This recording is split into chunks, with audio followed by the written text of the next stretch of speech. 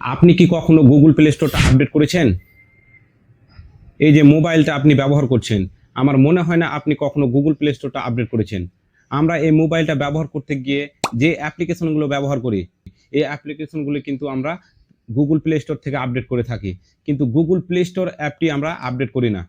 এই জন্যই আপনার মোবাইলটা হ্যাং করে, স্লো করে, মাঝে মধ্যে মোবাইলটা গরম হয়ে যায়।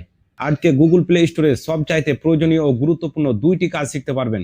চলেন স্ক্রিনের দিকে লক্ষ্য করেন। প্রথমেই প্লে স্টোরটা ওপেন করুন। প্লে স্টোরটা ওপেন করার পর ওপরে এই লোগোতে ক্লিক করুন। লোগোতে ক্লিক করার পর একটু নিচের দিকে স্ক্রল করে আসুন। এইখানে দেখুন সেটিংস বলে একটা অপশন পাবেন, এখানে ক্লিক করুন।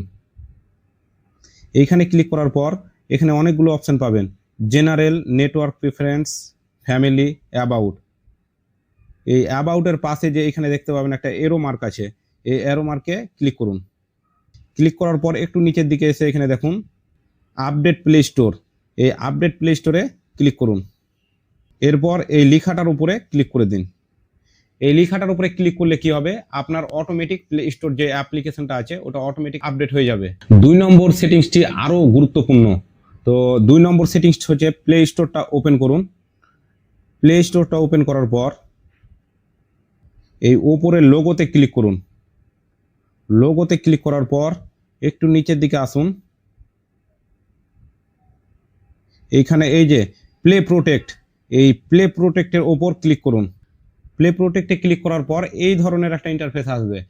এখানে যে স্ক্যান দেখতে পাচ্ছেন, এখানে স্ক্যান আপনার মোবাইলে যতগুলো অ্যাপ্লিকেশন ব্যবহার করছেন, এই অ্যাপ্লিকেশনগুলিতে কোনো রকম আপনার মোবাইলে ক্ষতি করছে না তো? প্রতিটা আপনি অ্যাপ্লিকেশন স্ক্যান করে দেখতে পারবেন।